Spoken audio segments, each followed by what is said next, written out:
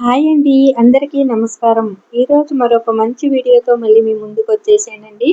ఈరోజు మన వీడియోలో పెసరట్ని ఈజీగా, టేస్టీగా ఏ విధంగా తయారు చేసుకోవాలి అనేది ఈరోజు మన వీడియోలో అయితే చూసేయండి. అలాగే పెసరట్ని మనము ఉల్లిపాయలు, క్యారెట్ తోటి వేసుకునే పెసరట్టు, అలాగే నార్మల్గా వేసుకునే పెసరట్టుని కూడా 2 రకాలుగా అయితే మీకు చూపిస్తాను. ఈరోజు మార్నింగ్ అయితే మేము ఇలాగా పెసరట్టు అలాగే అల్లం చట్నీ తోటి అయితే అందించానండి. ఇలా అయితే మేము చేసుకుని అల్లం చట్నీ తోటి అయితే తిన్నామండి. ఈ అల్లం చట్నీ కానీ ఈ పెసరట్టు కానీ మన హెల్త్కి చాలా మంచిదండి.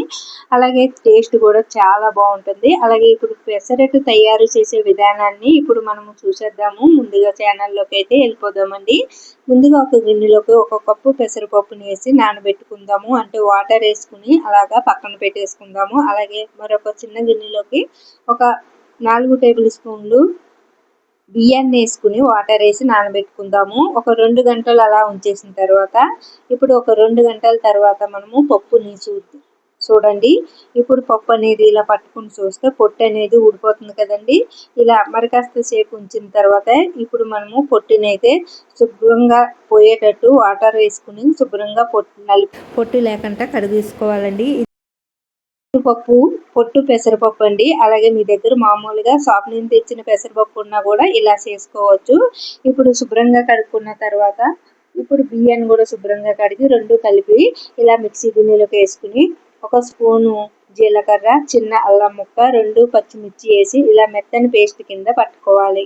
చూడండి ఇక్కడ చూపిస్తున్న విధంగా ఇలా ఉండాలన్నమాట జారుగా. అలాగే మీకు ఇంకా పలుసగా కావాలి అనుకుంటే ఇంకాస్త వాటర్ వేసుకుని ఇంకా పలుసగా కూడా చేసుకోవచ్చు. ఇప్పుడు నేను దోసల పెనాన్ని స్టవ్ పై పెట్టి స్టవ్ ఆన్ చేసుకుని పెనం ఎక్కిన తర్వాత వాటర్ దానిపైన చిలకరించి పెనాన్ని ఒక క్లాత్ తోటి శుభ్రపరచుకోవాలి. ఇలా చేయడం వల్ల మనము పెసరట్టు వేసినప్పుడు పెనానికి అతుక్కోకుండా వస్తుంది. ఇప్పుడు మనము పెనం పైన ఇప్పుడు మనము మిక్సీ పట్టుకున్నాం కదండి, ఆ మిశ్రమాన్ని వేసేసి పెసరపప్పు మిశ్రమాన్ని పైన ఇలాగా ఉల్లిపాయ ముక్కలు, క్యారెట్ తురుము వేసుకుని చుట్టూ నూనె వేసుకోవాలి. ఇక్కడ చూపిస్తున్న విధంగా. ఇంకా క్యారెట్ తురుము అనేది మీ ఆప్షన్ అండి. ఇలా క్యారెట్ తురుము వేసుకోవడం వల్ల ఈ పెసరట్టుకి మరింత టేస్ట్ పెరుగుతుంది. అలాగే క్యారెట్ కూడా మన హెల్త్కి చాలా మంచిది కదండి.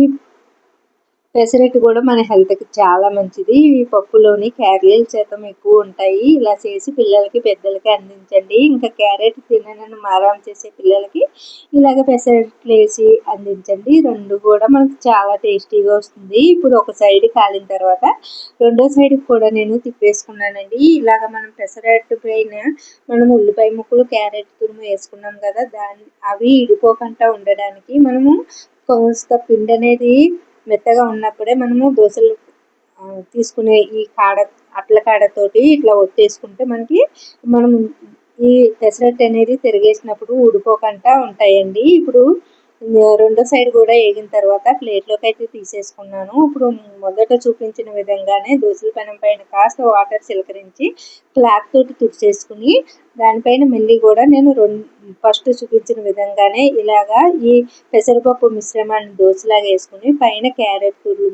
తురుము అలాగే ఉల్లిపాయ ముక్కలు తురుము వేసుకుని ఇలాగ చుట్టూ నూనె వేసి ఒక సైడ్ వేగిన తర్వాత రెండో సైడ్ కూడా మనము తిప్పేసుకుందామండి. అలాగే ఈ ముక్కలు ఊడిపోకుండా మనము ఈ అట్ల కాడతోటి మనము ఒత్తుకోవాలి. చూడండి ఇప్పుడు ఫస్ట్ సారి అయితే కాస్త మందంగా వేసుకున్నాను. రెండోసారి అయితే ఇంకా వాటర్ కొద్దిగా వేసుకుని ఇలా పలుసగా వేసుకుంటున్నానండి. ఇప్పుడు రెండు పెసరట్లు కూడా మనకి ఉల్లిపాయ ముక్కలు, క్యారెట్ తురుము వేసి చేశాను కదండి. ఇప్పుడు అయితే మూడోది చూడండి ప్లెయిన్గా వేస్తున్నాను. దీనిపైన ఏమీ వేస్తలేదండి. ఒకవేళ మీరు మిక్సీ పట్టేటప్పుడు ఈ మిశ్రమంలోని జీలకర్ర అలాగే అల్లం కూడా మీకు వేసుకోకపోతే కట్ చేసి కూడా ఇలా వేసుకోవచ్చు.